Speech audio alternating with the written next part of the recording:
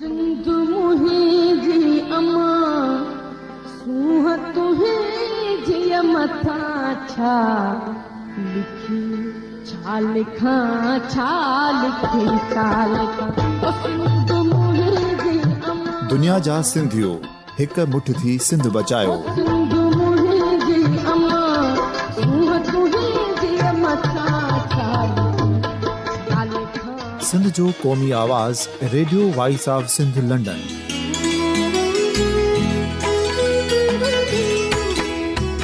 Radio voice of Sindh London पंहिंजी नशरियात में सिंध जी सियासत, समाज, इक़्तिसादियात, तारीख़, क़ौमी उमंगुनि ऐं इख़्लाक़ियात मुतलिक़ सिंध जी हक़ीक़ी तर्जुमानी कंदे प्रोग्रामनि खे असराइतो बणाइण लाइ सिंध जे घण घुरनि ऐं धरतीअ सां प्यार कंदड़ अदीबनि, दानिशवरनि, सहाफ़ियुनि, उस्तादनि, वकीलनि ऐं हर तबिके जे मानवारनि सजणनि खे सिंध में शऊरी इनक़लाब लाइ सहकार जो सॾु ॾियूं था। अचो त गॾिजी सूफ़ियुनि ऐं संतनि वारी सिंध जो ओज हिक मुठ थी वरी वापसि आणण वारे सफ़र जा साथारी बणिजऊं।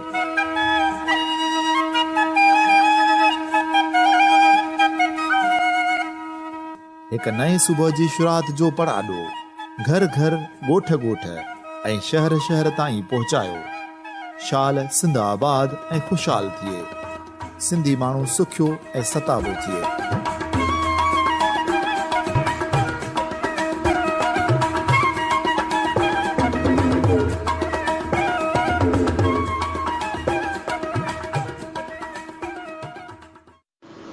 Radio voice of Sindh London जे हिन ख़ुसूसी प्रोग्राम में सामाईन मां अव्हां जो मेज़बान वहीद मुस्तफ़ा अव्हां जे समातनि में अव्हां खे भलीकार चवां थो।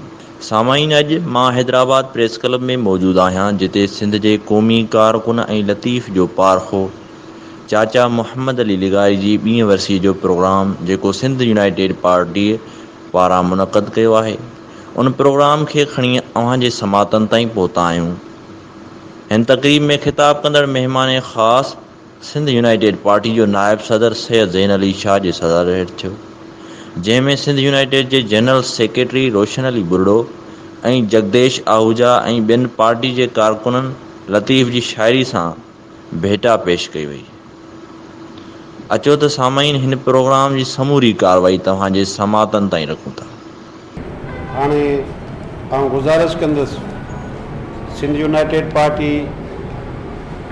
ज़िले हैदराबाद जे सदर मुनवर ख़ासकेली साहिब खे त पाण अचनि ई अची आजियाणो जी तक़रीर कनि। मुनवर ख़ासकेली साहिब। माण्हू सभिनी सुहिणा पखी न मड़ई हंज कंहिं कंहिं माण्हू मंझ अचे पोइ बहार जी। इज़त मां सिंध यूनाइटेड पार्टी या मरकज़ी जनरल सेक्रेटरी भाऊ रोशन अली बुरड़ो साहब,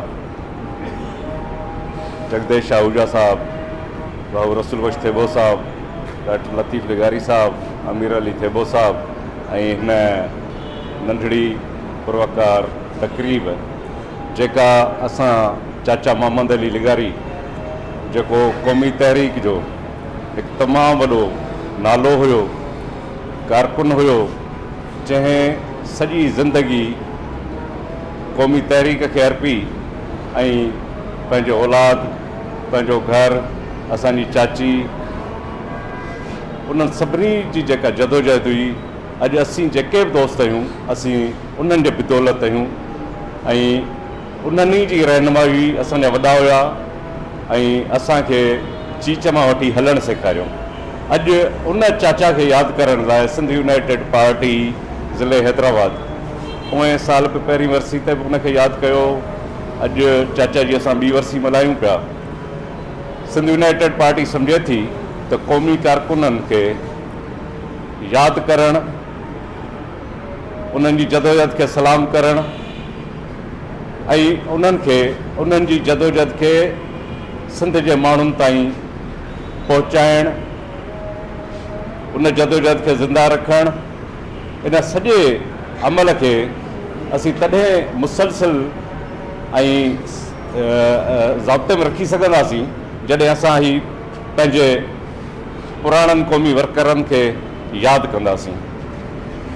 इहो ई तसलसल इन ई तसलसल जे सिलसिले में अॼु पाण सभु हिते गॾु थिया आहियूं ऐं जेके बि दोस्त हिते आया आहिनि ऐं सभिनी खे हिन नंढी तक़रीब में भलीकार कयां थो ऐं कोशिशि कंदासीं त असां हिन सिलसिले खे चाचा मोहम्मद अली लिगारी जो ॾियारो, डॉक्टर अनवर लिगारी जी शहादत जो ॾियारो, इहे असां कोशिशि कंदा आहियूं त हर साल नंढे या वॾे पैमाने ते मल्हायूं, उन्हनि खे भेटा ॾियूं, उन्हनि खे यादि कयूं ऐं उन्हनि जो प्रोग्राम, उन्हनि जो पैगाम, उन्हनि जी जेका जुस्तजू हुई, जदोजहद हुई, महिनत हुई, उन्हनि जा जेके ख्वाब हुया, उहे ख्वाबनि जी साभिया लाइ असां उन्हनि जे रस्ते ते अमल कयूं ऐं उन्हनि जे साभिया खे साभिया में तब्दील कयूं।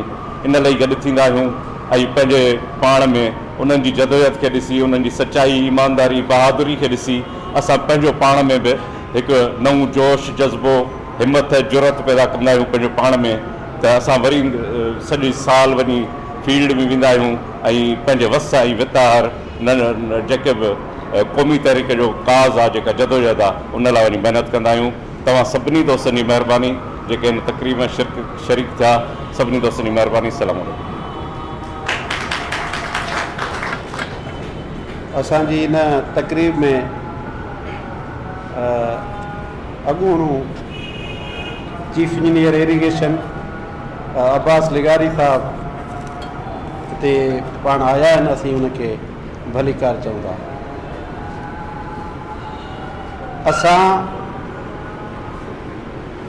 हिननि किरदारनि खे छो था यादि करियूं, उन जे सिलसिले में उन्हनि खे भेटा ॾियण में यकीनन हीअ तक़रीब जेका आहे उहा नंढड़ी आहे ऐं चाचे मोहम्मद अली लिगारी जी कयल ख़िदमत जेका सिंध ऐं क़ौमी कारकुननि जे लाइ उहा तमामु वॾी आहे, पर उन जे बावजूदि थोरे पैमाने ते या वॾे पैमाने ते उनखे जेको यादि कंदो रहिबो ऐं मुसलसिल यादि कंदो रहिबो, इन जे लाइ असांजो ज़िलो हैदराबाद सिंध यूनाइटेड पार्टी उहा जेका आहे सा जस लहिणे। इन खां पोइ हाणे गुज़ारिश कंदुसि असांजे दोस्त ऐं भाउ लतीफ़ लिगारी साहब खे त पाण अचनि अची चाचे मोहम्मद अली खे ते ॻाल्हाईंदे उनखे भेटा पेश कनि। लतीफ़ लिगारी साहब।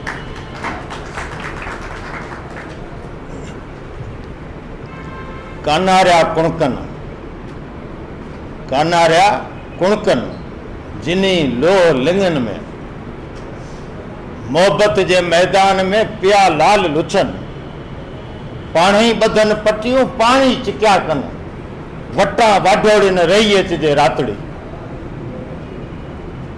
अॼु चाचा मोहम्मद अली लगारी जी 2 वर्सी आहे ऐं मूंखे साल में 2 भेरा सिंध यूनाइटेड पार्टी जे स्टेज ते मौक़ो मिलंदो आहे डॉक्टर शहीद अनवर लगारी ऐं चाचा मोहम्मद अली लगारी ते ॻाल्हाइण जे लाइ।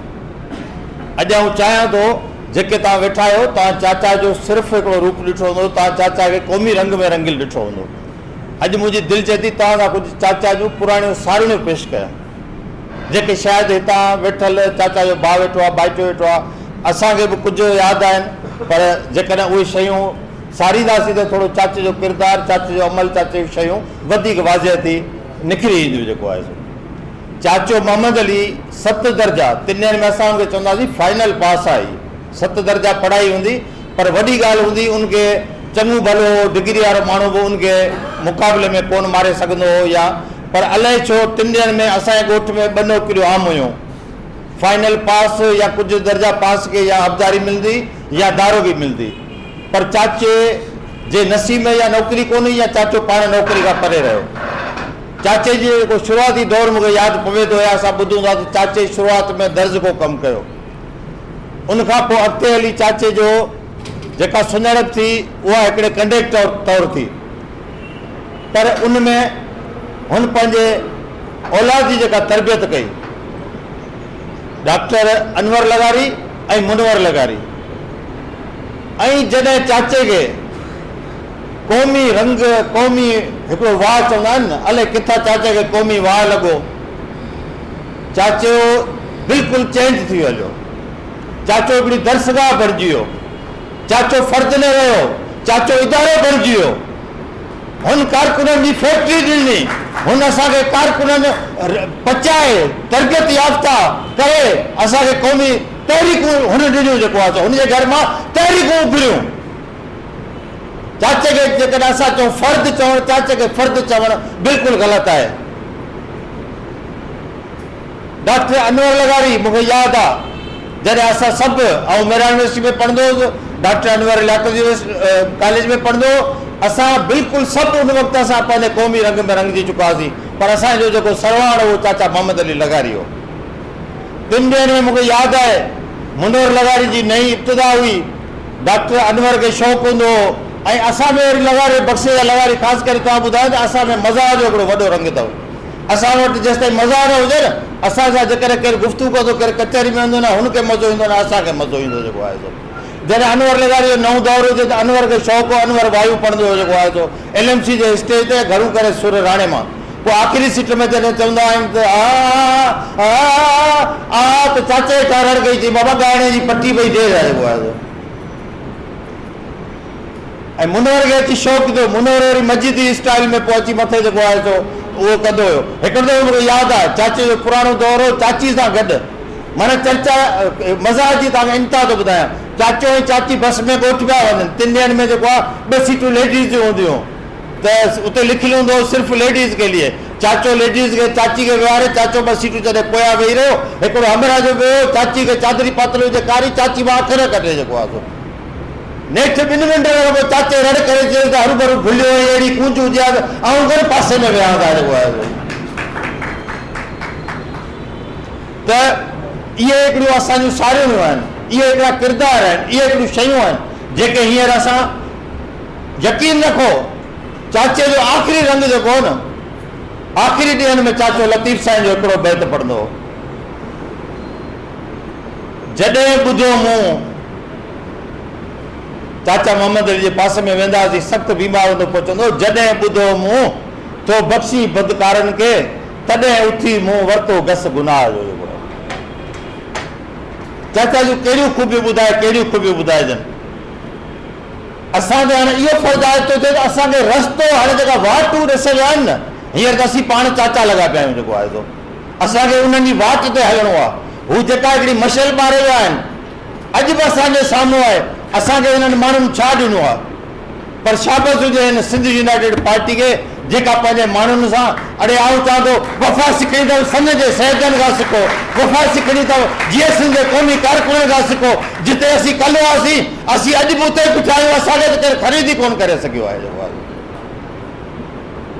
असां छो अची भुलिया आहियूं? असांजी वाट असांजे अॻियां पई आहे, असांजी राह असांजे अॻियां आहे।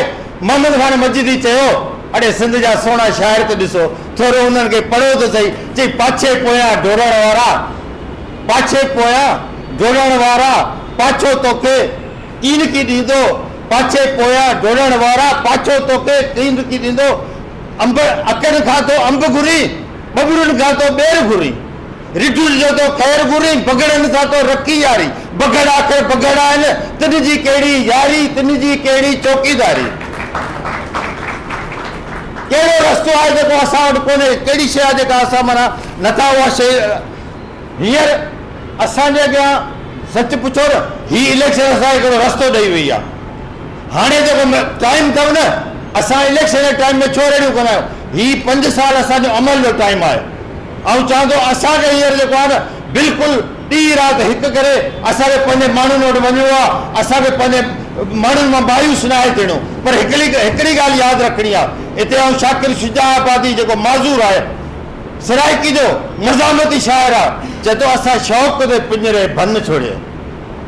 लफ़्ज़ त ॿुधो, इन ॻाल्हि ते अमल त करे ॾिसो। असां शौक़ ते पिंजरे भन छोड़िए, हुन फसली बटेरे नहीं रखणे। फसली बटेरा जेके टाइम ते अची तव्हांखे पंहिंजो करे ताड़ियूं वॼाए नचाए तव्हांखां वोट वठी हलिया वेंदा आहिनि, 5 साल ग़ाइब थी विया आहिनि, थी वेंदा आहिनि। पोइ वरी चवंदा आहिनि त फिलहाल हल्को असांजी जागीर आहे। इलेक्शन खां 1 महीनो पहिरीं ज़ाहिर थींदा आहिनि, कासिमाबाद असांजी जागीर आहे, फिलहाल असांजी जागीर। छाजी तव्हांजी जागीर आहे? कासिमाबाद सिंध जी जागीर आहे, सिंध सॼी सिंध जी जागीर आहे। असां जेकॾहिं इहे सीटूं सम्झी वञूं, असां शौक़ ते पिंजरे भन छोड़िए, हुन फसली बटेरे नहीं रखणे। असां जंगलात झुगिया पाग ॾिसो हुन शहर दे देरे नहीं रखणे जिथा प्यार दे कुल गुस्ताख होवन उथा प्यार दे पेरे नहीं रखणे भावे रकबा शाकिर सुज रखजो बेईमान मुजेरे नहीं रखणे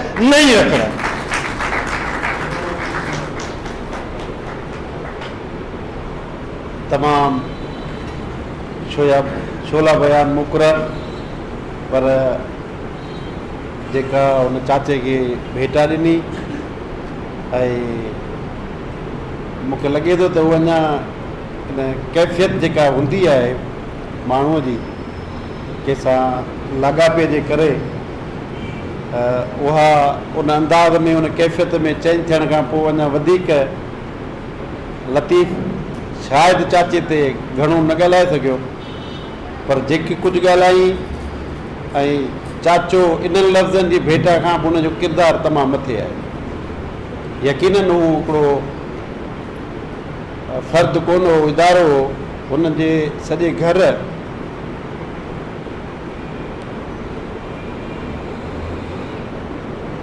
बशमूल हुनजी घरवारी क़ौमी ख़िदमत कई। उन जे करे ही सभु माण्हू जेको सिंध जो शऊर आहे उनखे क़ौमी भेटा ॾियण लाइ हिते अची असीं सभु गॾु थिया आहियूं। इन खां पोइ हाणे आउं गुज़ारिश कंदुसि असांजो सीनियर अॻवान अदा रसूल बेग थेबो साहिब खे त पाण अचनि ऐं अची चाचे मोहम्मद अली खे भेटा ॾियनि। रसूल बेग थेबो साहिब।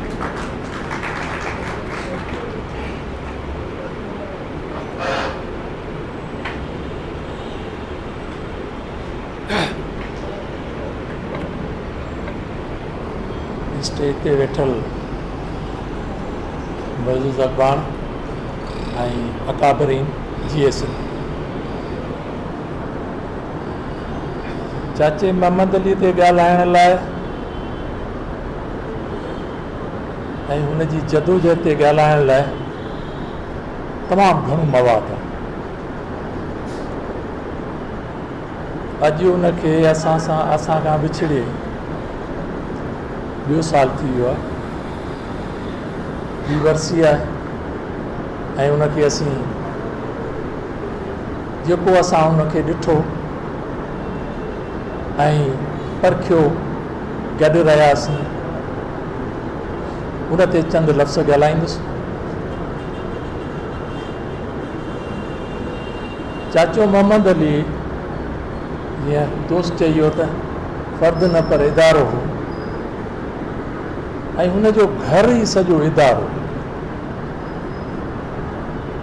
मूंखे सिंध में को बि अहिड़ो घर नज़र कोन थो अचे जेको चाचे मोहम्मद अलीअ जे घर जे हुजे। यानी उन जी घरवारी अम्मा फातिमा उहा कारकुननि खे मानियूं पचाए खाराए ऐं हुन जा 2 पुट ऐं आउं सम्झा थो त दुनिया में वॾी में वॾी कुर्बानी इन फैमिली क़ौमी काज़ लाइ पंहिंजे मक़सद लाइ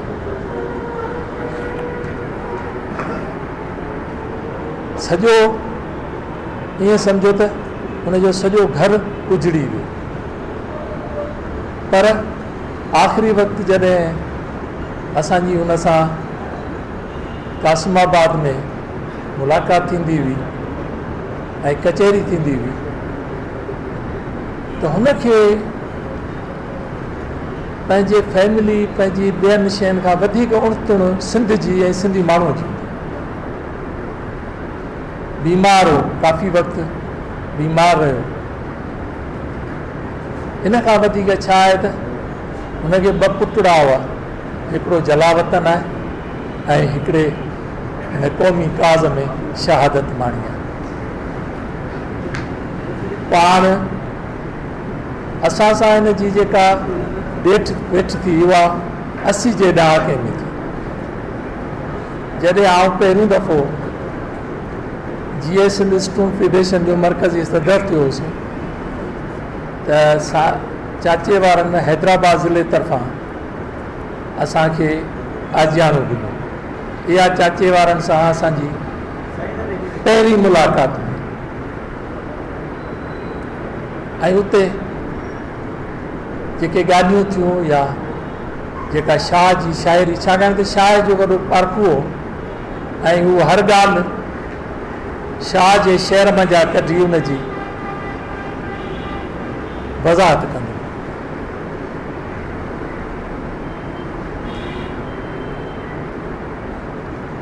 बदकिस्मती सां चाचे वारनि जी फैमिली आहे जिन माण्हुनि खे सपोर्ट कयो, माना लीडर ठाहिण में बि उन्हनि जो वॾो किरदारु हो, उन्हनि माण्हुनि खे सपोर्ट कयो ऐं हिकिड़े नंढड़े माण्हू मां उनखे वॾो माण्हू ठाहियो, पर उन माण्हूअ उन्हनि सां कोन रहायो।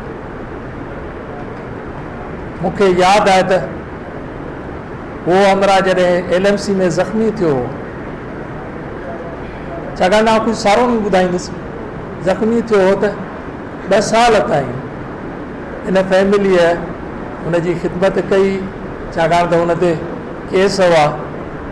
पोइ घर बदिलाईंदा रहिया, मुख़्तलिफ़ जायुनि ते हुनखे रहाईंदा रहिया ऐं हुनखे न त हू जेकॾहिं चाचे वारा हुनजी सपोर्ट न कंदा त मुमकिन आहे न हू एॾो वॾो माण्हू थिए हा ऐं न ई हू को एजेंसियुनि खां बचे हा ऐं मरी वञे हा। हुन ज़माने में इहा पोज़ीशन हुई हुनजी। अमा फातिमा ईअं सम्झो त मदर टेरेसा उहा क़ौमी कारकुननि जा ॾुख सूर बुख उन्हनि खे महसूसु कंदी हुई ऐं उन्हनि जी ख़िदमत कंदी। अकेली हुई, उनखे धीअ कान हुई, अकेली घर में हूंदी हुई, पर 10-20 कारकुन ईंदा हुआ उनजी मानियूं पचाए खाराइण ऐं उन्हनि खे संभालण। चाचे मोहम्मद अली जहिड़ा किरदार सिंध में तमामु घटि पैदा थींदा ऐं आउं सम्झां थो त चाचे मोहम्मद अलीअ खे हीअ जेका तक़रीब आहे उहा सान्या बंदनि जी तक़रीब आहे। तक़रीबन सभु उहे दोस्त वेठा आहिनि, सान्या बंद वेठा आहिनि। ऐं सम्झां थो त उहे सम्झनि था हिन ॻाल्हि खे। ईअं खणी असीं वॾो जलसो करे चाचे मोहम्मद अली लाइ तक़रीरूं करे वञूं त उहा ॻाल्हि उहा न सम्झी सघनि, पर हे सभु लिखियल पढ़ियल सान्या बंद माण्हू आहिनि। हीअ वॾी तक़रीब आहे, हिनखे नंढी तक़रीब न चओ, हीअ वॾी तक़रीब आहे। ऐं आउं सम्झां थो त असांखे चाचे मोहम्मद अली वारी वाट वठणु खपे, जंहिंमें क़ुर्बानी, सिंध सां मुहबत, सचाईअ वारी वाट हुजे ऐं कमिटमेंट। हिकिड़ो माण्हू सफ़ा माना हलण खां हलाक हुजे ऐं व्हील चेयर ते हुजे, पर पोइ बि हुन माण्हू जा हौसला बुलंद हुजनि ऐं हुनजी पंहिंजे वतन, पंहिंजे धरती ऐं पंहिंजे कास सां तमामु ज़बरदस्त कमिटमेंट। ऐं आउं गुज़ारिश कंदुसि उनजे पोयरनि खे त चाचे मोहम्मद अलीअ तव्हां सां वक़्तु बि गुज़ारियो, तव्हांखे वधीक ख़बर पए ऐं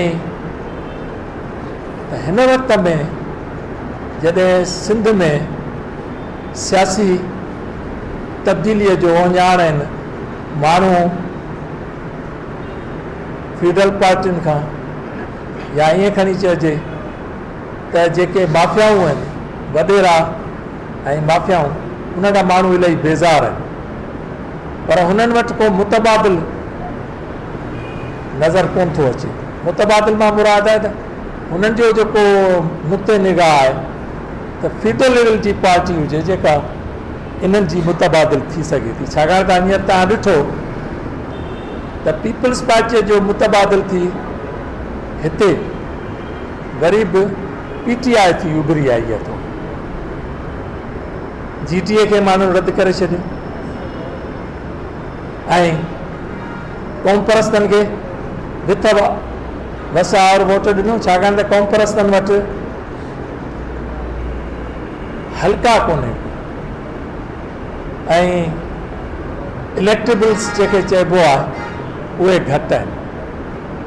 क़ौम परस्तनि वटि ग़रीब कारकुन मिडिल क्लास जो माण्हू आहे जेको हिन सियासत जेका जमहूरी सियासत चवनि था, पर आउं सम्झां थो त हीअ ॾाढी महांगी सियासत आहे। उन लाइ इलेक्टेबल्स जी ज़रूरत आहे, इन खां असीं इनकार नथा कयूं। त ईंदड़ इलेक्शनूं जेके हाणे ईंदियूं, छाकाणि त सिंध यूनाइटेड पार्टी नेशनल डेमोक्रेटिक पार्टी आहे ऐं उहा जमहूरी क़दरनि में ईमान रखे थी ऐं सम्झे थी त सिंध जो माण्हू जॾहिं तब्दील थींदो क़ौमी बुनियादनि ते, तॾहिं उनजो मसइलो हल थींदो। हू वॾेरनि जे ऐं ॿिया अहिड़ा माण्हू जेके टोटी क्लास जा माण्हू आहिनि, उन्हनि जे कॾहिं 70 सालनि ताईं डोड़ंदा रहिया आहिनि, पर उन्हनि जो मसइलो हल कोन थो थिए। कुझु परसेंट माण्हू फ़ाइदो वठनि था, बाक़ी आम पब्लिक जेका आहे उनखे को फ़ाइदो कोन्हे को हिन जमहूरियत खां। उनजे करे त माण्हू इहो चवंदा आहिनि, ग़रीब माण्हू वटि वेंदे अथई फ़ाइदो छा, कटे वञण खां पोइ असांखे त कोई फ़ाइदो कोन्हे। उनजे करे असांखे 5,000 मिलनि था त इहे वठी 2-3 ॾींहं इशरत कयूं, कहिड़ो उन वोट मां फ़ाइदो। माना हाणे आस्ते आस्ते वोट मां बि माण्हुनि जो एतबार खजंदो वञे।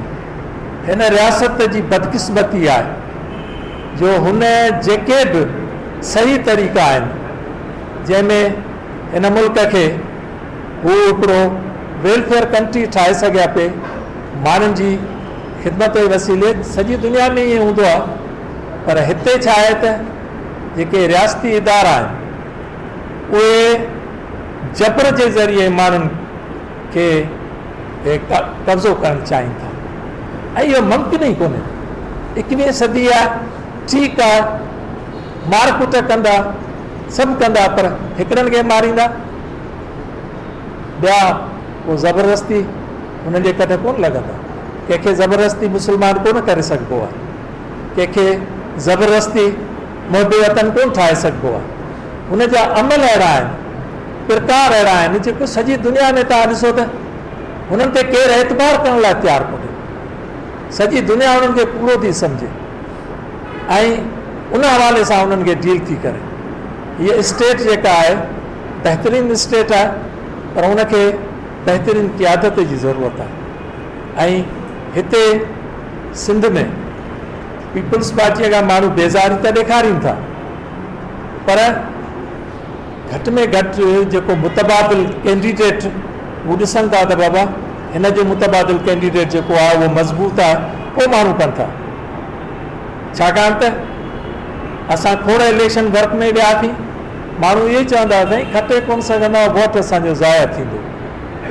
त उनजे करे असांखे महिनत करे उहो मक़ाम हासिल करणु खपे। मोहम्मद अली खाओ हू राति ॾींहुं, माना हिकिड़ो माण्हू जो इश्क कमिटमेंट पेशन थिए थो, राति ॾींहुं जेको आहे उन लाइ कमु कंदो। ऐं असां वटि उहा शइ नज़र नथी अचे। असां वटि जेकॾहिं उनजी अधु जेतिरी बि शइ नज़र अचे त असीं बिल्कुलु नतीजा ॾेई सघूं था ऐं हालात खे तब्दील करे सघूं था। चाचो मोहम्मद अली असां लाइ मशल राह ऐं लतीफ़ जो पारकू ऐं क़ुर्बानीअ जो मज़मून, इन घर जी क़ुर्बानी ॿियो केरु बि नथो ॾेई सघे। उनजे करे आउं वरी बि हिकु दफ़ो इहो चवंदुसि त चाचो मोहम्मद अली असांजे दिलनि में हमेशह ज़िंदा रहंदो। इंसानु आहे, इंसानु मरी वेंदो आहे, अॼु आउं आहियां सुभाणे कोन हूंदुसि, पर जेको मुंहिंजो किरदारु हूंदो उहो ई ज़िंदा रहंदो ऐं माण्हू उनखे यादि कंदा। माण्हू किरदार खे यादि कंदा, माण्हू खे थोरी यादि कंदा आहिनि। माण्हू कीअं हलियो, ख़तमु थी वियो, पर हुन जूं महिनतूं, क़ुर्बानियूं ऐं हुनजी ज़हानत, फ़साद, बलागत, इहे सभु शयूं माण्हुनि खे यादि हूंदियूं। अॼु बि माण्हू असांजे हफ़ीज़ कुरैशी साहिब खे छो था यादि कनि? इन जे करे त हू जेको ॻाल्हाईंदो हो, हू जेको कंदो हो, माण्हुनि ते असरु छॾींदो, फसीह बलीग माण्हू हो, ॼाणू हो। त उनजे करे मोहम्मद अली जहिड़ा किरदार ऐं हफ़ीज़, चाचे हफ़ीज़ जहिड़ा किरदार ऐं ॿिया खोड़ किरदार आहिनि जिन काफ़ी कंट्रीब्यूट कयो आहे ऐं असांखे घटि में घटि उन्हनि खे ट्राइब्यूट बि ॾियणु खपे ऐं उन्हनि खे फॉलो करणु खपे। तव्हांजी महिरबानी। Thank U.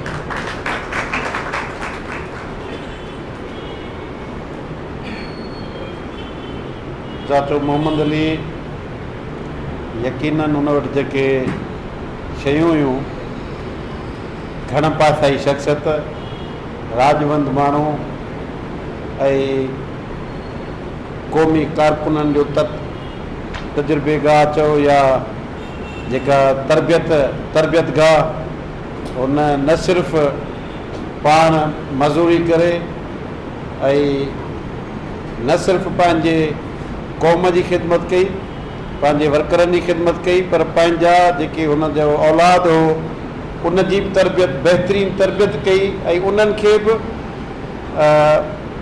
मुहिब वतन ऐं सिंध सां कमिटमेंट वारो सबबु ॾिनो।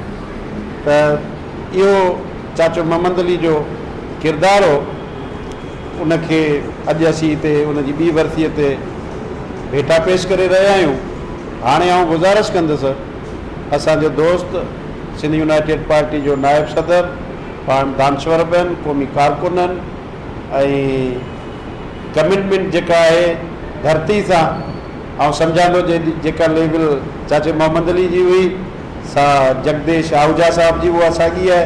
इन निस्बत सां जेको रिश्तो आहे पंहिंजाइप वारो, भले माण्हू ॿिए सां मिलियो हुजे या न मिलियो हुजे, पर किरदार जेके आहिनि माण्हू छॾे वञे थो। यकीनन अॼु असीं चाचे मोहम्मद अलीअ जे ज़ाती ज़िंदगीअ ते ऐं उन जी क़ौमी कमिटमेंट जेका आहे, जेका सिंध सां मुहबत वारो जेको रिश्तो आहे, उन ते ॻाल्हायूं पिया।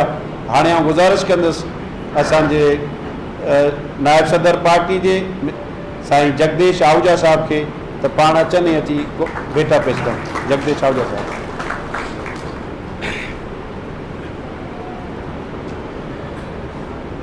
स्टेज ते वेठल अॻुवाणो, दोस्तो सभई GSN, मां सभ खां अॻु में त थोरा हिते आया अमीर अली थेबे साहिब जो, जंहिं अॼु मूंखे इहो मौक़ो ॾिनो ऐं मां अॼु ॾाढी कोशिशि कई कंधु कढाइण जी त मां अॼु हिते न ॻाल्हायां, छो त मुंहिंजी मुलाक़ात कोन हुई चाचे सां। मां चयो अमीर खे त चाचे मोहम्मद अली सां मुंहिंजी कॾहिं मुलाक़ात न रही आहे, हालांकि ॿई असां पुराणा रहिया आहियूं, पर असांजी मुलाक़ात न रही आहे कॾहिं। त मां जॾहिं बि ॻाल्हाईंदो आहियां त पूरे रूह सां ॻाल्हाईंदो आहियां, ईअं मां ॻाल्हाईंदो ई न आहियां। ऐं पोइ इहा ई ॻाल्हि जेका अमीर अली थेबे कई त ही रूह जा रिश्ता त आहिनि क़ौमी जिदोजहद जे हवाले सां, तॾहिं मूं सोचियो त उहो किरदारु, तारीख़ जा उहे किरदार बि आहिनि जिन खे असां कॾहिं बि न ॾिठोसीं।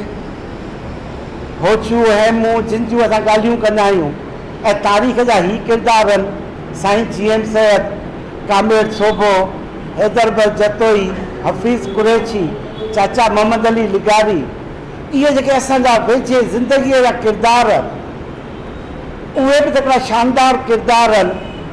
उन्हनि सां सभिनि सां असांजो रूह जो रिश्तो रहियो आहे, असांजूं जिदोजहदूं, असांजूं ज़िंदगियूं उन सां लाॻापियल रहियूं आहिनि। ऐं पोइ जॾहिं मां सोचियो त चाचा जे कहिड़े किरदार ते मां ॻाल्हायां, हुन जो हिकिड़ो पुटु मुनवर लिगारी, उन सां त असांजी जिदोजहद में गॾु रहियासीं, ॿई जसाब में रहिया आहियूं। जसाब में असांजी 80 जे ॾहाके में गॾियल जिदोजहद रही। उन खां पोइ जेको आहे जसाब जे अंदरि जेको आहे इख़्तिलाफ़ थी आहे, राहूं अलॻि थी वियूं। असां सिंध दोस्त इनकलाबी पार्टी ठाही ऐं हुन तरक़ी पसंद पार्टी ठाही काबिल मक्सीअ सां गॾु, ऐं उन खां पोइ जलावतन थी वियो। उहो ॾींहुं हे ॾींहुं उन सां को राब्तो कोन्हे, पर जिदोजहद में मां जॾहिं चाचे ते सोचियो त उन जे हिकिड़े किरदार ते मार्गो ॻाल्हाइणु चाहींदुमि। त असां चवंदा चाचा मोहम्मद अली लिगारी, उन खां वधीक मुंहिंजे नज़र में हुनजा पुट ॿई इनकलाब जी राह ते हलिया।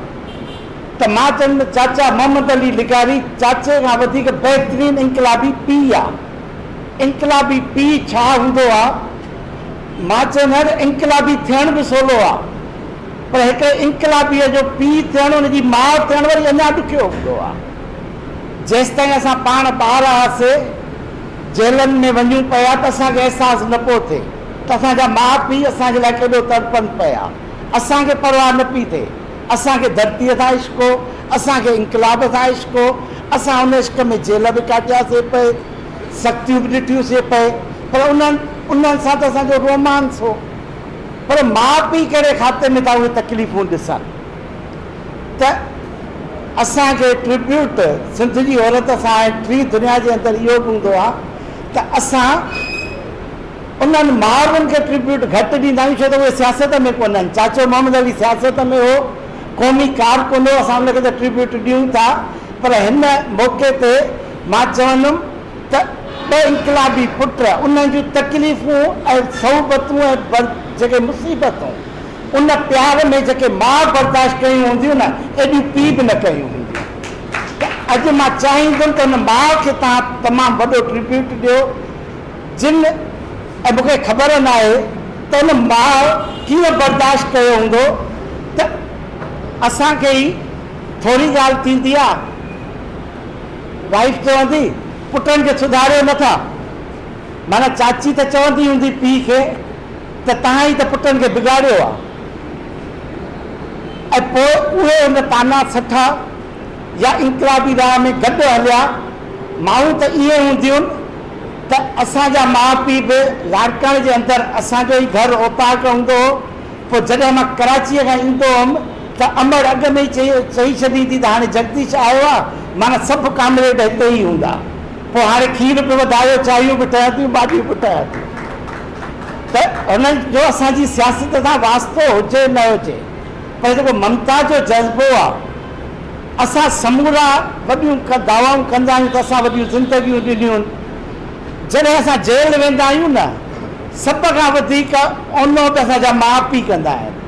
ॻणती बि उन्हनि खे थींदी आहे, फ़िक्र बि उन्हनि खे थींदो आहे, परेशानी बि सभ खां वधीक उन्हनि खे थींदी आहे। हा, कामरेड पंहिंजे दोस्तनि जी सार संभाल लहंदा आहिनि, पर जेका तकलीफ़ ऐं मुसीबत असांजा माउ पीउ ॾिसंदा आहिनि न, असां उन्हनि जो क़दुरु घटि कंदा आहियूं।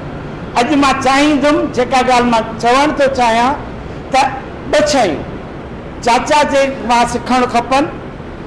हिकु त चाचा मिसाली पीउ हो, जो ॿ इनकलाबी पुट, हिकिड़ो जलावतन थियो, हिकिड़ो शहीद थियो। उन्हनि जो दुख हुन पंहिंजे जीअरे सठो, उनखे बर्दाश्त कयो ऐं पोइ बि उसूलनि ते साबित क़दम रहियो। इहा साबित क़दमी उहा असांखां सिखण वटि आहे। असांखे थोरी तकलीफ़ थी अचे, हाणे त असांखे थोरियूं रुॻो लालचूं थियूं मिलनि, तॾहिं बि असां जेको आहे न पंहिंजा मक़सद विसरी था वञूं। सियासत असांजी एॾी गंदी थी वई आहे, इख़लाक़ी क़दुर एॾा किरी पिया आहिनि, जो असां नंढियूं नंढियूं पंहिंजूं जेके त कम आहिनि उन्हनि खे बि ॻणायूं था, उन्हनि ते बि फ़ख़ुरु था कयूं। पर चाचा ऐं चाचीअ जेके ॿिनि पुटनि जूं क़ुर्बानियूं ॾिनियूं, जलावतनी हिकिड़ो वॾो अज़ाब आहे। ॿार जॾहिं थोरो ई परे थींदा आहिनि, तकलीफ़ थींदी आहे। ऐं वरी आज़ादीअ जी राह में, इनकलाब जी राह में असांखे सिखणो इहो आहे त अॼु जेकॾहिं असां चाचा मोहम्मद अलीअ वांगुरु पंहिंजनि ॿारनि खे इनकलाबी नथा बणाए सघूं, त सिंध दोस्त इंसान दोस्त बणायूं। जेकॾहिं असां इहो कमु कयोसीं त असां सम्झंदासीं त असां हक़ीक़ी माना में चाचा मोहम्मद अलीअ खे पंहिंजो हक़ीक़ी ट्रिब्यूट पेश कयोसीं। असांखे सिखण में इहो न आहे त असां रुॻो सखणियूं तारीफ़ूं कयूं, पर जेके मिसाली किरदार आहिनि, उन्हनि जेके मशाल राह ॿारी आहे, जेका इनकलाबी राह रोशन कई आहे, उन इनकलाबी मशाल खे असां पंहिंजे नए नस्ल ॾे मुंतक़िल कयूं।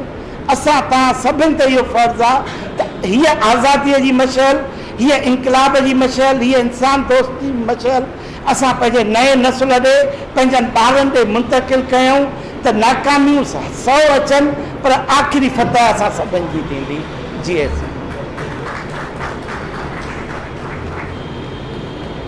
महिरबानी साईं जगदीश आहूजा साहब, तव्हां यकीनन पंहिंजे ख़्यालनि जो इज़हार जेको कयो, ऐं तव्हांजो तमामु वॾो किरदारु, जंहिंजो इशारतनि जंहिंजी ॻाल्हि कई, सा चाची फातिमा, हू असांजो चाचो हो, हू असांजी चाची हुई। हुनजो जेको किरदारु हो उहो ताननि तुलकनि वारो कोन हो, पर चाचे मोहम्मद अली खां बि ॿ क़दम हुनजी ख़िदमत जेका अॻिते हुई, छो त असीं सभु हुनजे घर में नंढा जी वॾा थिया आहियूं। ऐं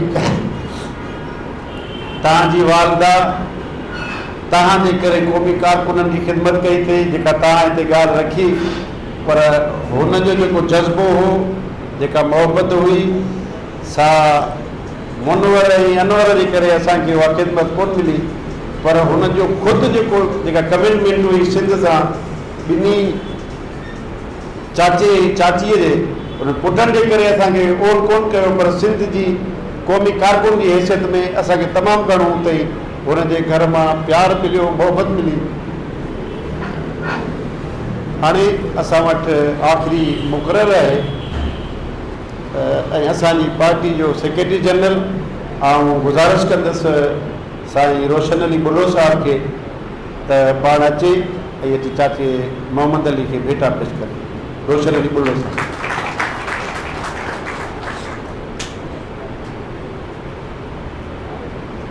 सजण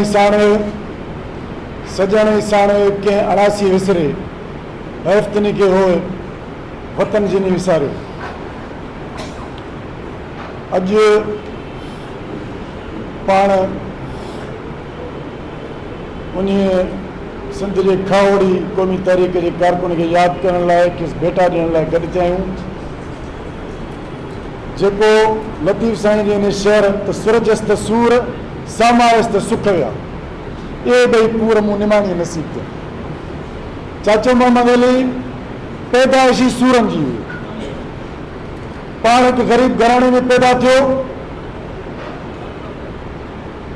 हार पोइ कंदो रहियो, पर शुरूअ खां वठी संदसि ख़मीर में जेका हुबुल वतनी जो जज़्बो हो, उन खे उन खेती ॿाड़ी ते वेहण न ॾिनो। उतां हलियो, दर्ज को कमु शुरू कयईं, अॻिते हलियो बस जो कंडक्टर थियो, वरी संदसि सोबत आलमनि सां थी, जेके मुख़्तलिफ़ जेके उन वक़्तु हुसैन ते जेके आलिम कसीदा पढ़ंदा हुआ, उन्हनि सां गॾु उन्हनि जी सोबत में आयो। पर पंज संदसि लॻा शुरू खां वठी लतीफ़ साईं सां हुयो, जेको हुनखे नींहं में अहिड़ो अड़ो जंहिं हुनखे ॻोठाणे सफ़र खां अॻिते हलाईंदे हलाईंदे हलाईंदे अची हैदराबाद पहुतो। ऐं हुन सॼे सफ़र में हलंदे हलंदे संदसि मुलाक़ात वरी साईं GM साहिब सां थिए, ऐं साईं GM साहिब जे फ़िक्र अहिड़ो हुनखे रंग लाथो जो सॼो पंहिंजो ख़ानदान वठी अची हैदराबाद में पंहिंजे बच्चनि खे तइलीम ॾियारण जे लाइ हिते वेठो। हुनजो औलाद शहीद अनवर लिवारी मुनोर चाची हिते जॾहिं आया त हिते बि संदसि ॻोठ जे हिकिड़े अमीर जे घर में रही पोइ रोब कंदा रहिया, उनजे घर जी ख़िदमत कंदा रहिया। ऐं इहे जेके मासूम अनवर ऐं मुनोर ॻोठ में हार पोक कंदा रहिया, पंहिंजे तइलीम जे लाइ पैसा बि गॾु कंदा रहिया। हिन में सफ़र शुरू कयो ऐं संदसि जेका हुबुल वतनी हुई, उन पंहिंजे घर खां जेको शुरू कयो त संदसि औलाद में बि रंग आयो, जेके शुरू खां वठी उन रंग में रंगजी विया। न रुगो पाण ई संदसि औलाद, पर पंहिंजी घरवारी चाची फातिमा, संदसि भाटिया अमीर करीम या हिननि जी अमड़, सॼो घर क़ौमी तहरीक जो घर हो। जनरल ज़िया जे आमिर तेरे दौर में क़ौमी तहरीक जो कारकुन जितां बि टुटंदो, जितां पुलिस डोड़ाईंदी या फ़ौज डोड़ाईंदी, त सुख जो साह अची चाचे मोहम्मद अली घर में कढिबो। ऐं ॿई चाचियूं पटाटा पियूं तरींदियूं, मानियूं पियूं पचाईंदियूं, ऐं जेके क़ौमी तहरीक जा कारकुन ईंदा उहे सुख जो साह अची हुते खणंदा, पघर बि हुते सुकाईंदा। त चाचो माण्हू हिकिड़ा क़ौमी तारीख़ खे ॾाकण बनाईंदा आहिनि, जेके क़ौमी तारीख़ जंहिं सफ़र मां शुरू ॾाकण ते चढ़ंदे चढ़ंदे जॾहिं आसमान ते पहुचंदा आहिनि त पोइ पंहिंजी क़ीमत लॻाईंदा आहिनि, बाज़ार जो विकिरो थी वेंदा आहिनि। पर के माण्हू क़ौमी तारीख़ में पंहिंजो रतु ॾेई ॾीओ ॿारे उन तारीख़ खे पंहिंजे वतन जे लाइ ख़ुशहाली जो पैगाम ॾींदा आहिनि। चाचो मोहम्मद अली उहो हुयो। हिन घर पंहिंजो रतु ॾिनो, हिन घर क़ुर्बानी ॾिनी, हिन घर क़ौम जे मथां सभु कुझु निछावर कयो ऐं उहो ई सबबु हुयो चाचो मोहम्मद अली पंहिंजी ज़िंदगी जा आख़िरी ॾींहं बि पंहिंजे लतीफ़ जो हुन इश्क ऐं पंहिंजे वतन जे हुन क़ौम सां कमिटमेंट ऐं धरती सां मोहबत ऐं साईं GMC जे फ़िक्र ते बीठो रहियो, ज़िंदगी जो आख़िरी पसाद पंहिंजो हुन गेड़े में गुज़ारियो। ॿिए तरफ़ संदसि औलाद जी कहिड़ी ॻाल्हि कजे, शहीद अनवर लगारी जेको क़ौमी तारीख़ जे सफ़र में हलंदे शहीद कयो वियो। मुनवर लगारी अॼु बि अमेरिका में जलावतन थियो वेठो आहे। सिंध जे विरहाङे जी का बि साज़िश आलमी लेवल ते थिए या सिंध जो को पनाहगीर या पंजाबी करे तो आलमी इदारनि में सिंध जो केस विढ़े पियो, या मिसिंग पर्सन जो इशू हुजे को हुते ॾाढ डमर जे ज़रिए सिंध जा क़ौमी कारकुन खंभे खयां वञनि त उते हू ॿार माण्हू विढ़े पियो। माण्हू ॿाहिरि वेंदा आहिनि त हुननि जूं तरजीहात चेंज थी वेंदियूं आहिनि। दुनिया जा रंग ॾिसी हुननि में पंहिंजे वतन ऐं क़ौम खे विसारे वेही रहंदा आहिनि। पर हीउ चाचे जी तरबियत में संदन औलाद जिन खे अॼु बि सिंध जी ॻणती, सिंध जी सोच, सिंध जो फ़िक्र जो ॿाहिरि वेही बि हिकु पल बि हुननि वेसाघाती न कई आहे, गाफ़िल न रहिया आहिनि, पंहिंजे वतन सां हुननि जी कमिटमेंट आहे। त अॼु मां सम्झां थो त असांजे दोस्तनि सिंध यूनाइटेड पार्टी हैदराबाद ज़िले जे दोस्तनि ख़ासि तौर ते समी चांडियो खे न यादि कयूं त हुनखे आफ़रीन था ॾियूं जिन चाचे खे यादि कयो आहे। क़ौमूं पंहिंजे मौसमनि खे यादि कंदियूं आहिनि, जेकी क़ौमूं मरी वेंदियूं आहिनि, ख़तमु थी वेंदियूं आहिनि, उहे पंहिंजे क़ौमुनि खे यादि न आहिनि कंदियूं। पर मां सम्झां थो सिंधी क़ौम ज़िंदा आहे, जेके अॼु पंहिंजे हुबल वतन जे जज़्बे ते क़ुर्बानी ॾींदड़ पंहिंजे मौसमनि खे यादि कनि थियूं। इहा असांजी सिंध यूनाइटेड पार्टी जी मां सम्झां थो त तमामु वॾो कमु आहे। ऐं मां सम्झां थो त अॼु जी हालतुनि में जॾहिं सॼी सिंध फ़िक्री तौर ते, शौरी तौर ते, इल्मी अदबी तौर ते, किरदार जे हवाले सां एॾी खोट महसूस थिए थी, उते चाचे मोहम्मद अली जहिड़ा माण्हू जेके किरदार आहिनि उहे वरी असांखे हौसलो ॾियनि था, उहे असांखे हिमत ॾियनि था, उहे असांखे पंहिंजे हुबल वतनी जे जज़्बे ते क़ाइमु रहण लाइ हिकिड़ी कमिटमेंट ईमान ॾियनि था। त असां अॼु हुननि जे खे यादि करणु वक़्तु इहो न विसारूं त हीउ ख़ुशहाल वतन सिंध जेका हिन ख़राब हुक्मरानी जे करे, बेईमान हुक्मराननि जे करे, वतन जे बेकाऊ वॾेरनि जे ख़राब करप्ट ऐं बदकिरदार अमलनि जे ज़रिए जे ज़िलत में गुज़ारियूं पिया था,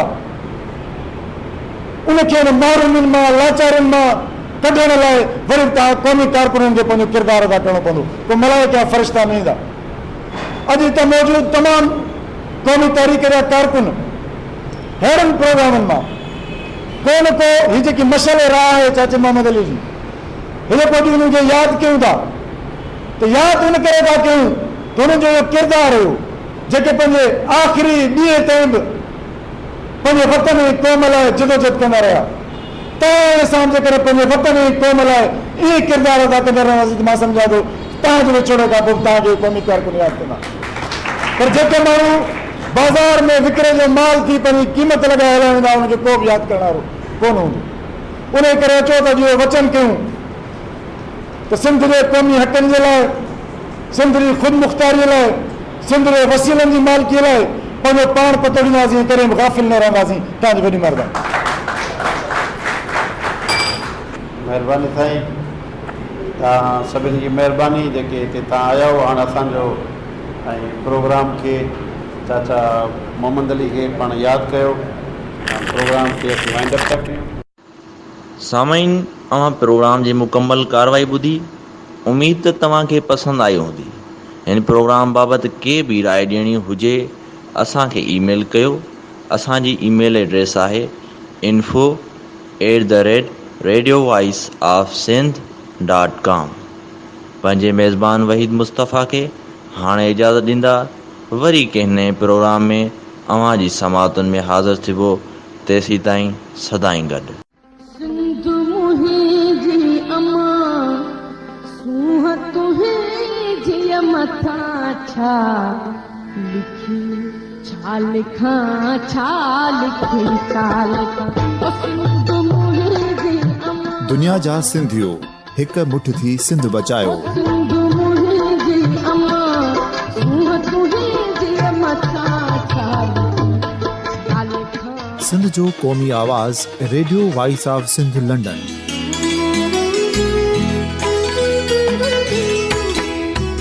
radio voice of Sindh London पंहिंजी नशरियात में सिंध जी सियासत, समाज, इक़्तिसादियात, तारीख़, क़ौमी उमंगुनि ऐं इख़्लाक़ियात मुतलिक़ सिंध जी हक़ीक़ी तर्जुमानी कंदे प्रोग्रामनि खे असराइतो बणाइण लाइ सिंध जे घण घुरनि ऐं धरतीअ सां प्यार कंदड़ अदीबनि, दानिश्वरनि, सहाफ़ियुनि, उस्तादनि, वकीलनि ऐं हर तबिके जे मानवारनि सजणनि खे सिंध में शऊरी इनक़लाब लाइ सहकार जो सॾु ॾियूं था।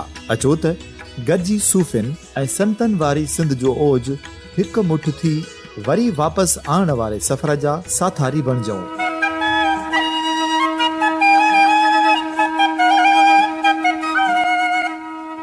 हिकु नए सुबुह जी शुरूआत जो पड़ाॾो घर घर, ॻोठ ॻोठ ऐं शहर शहर ताईं पहुचायो।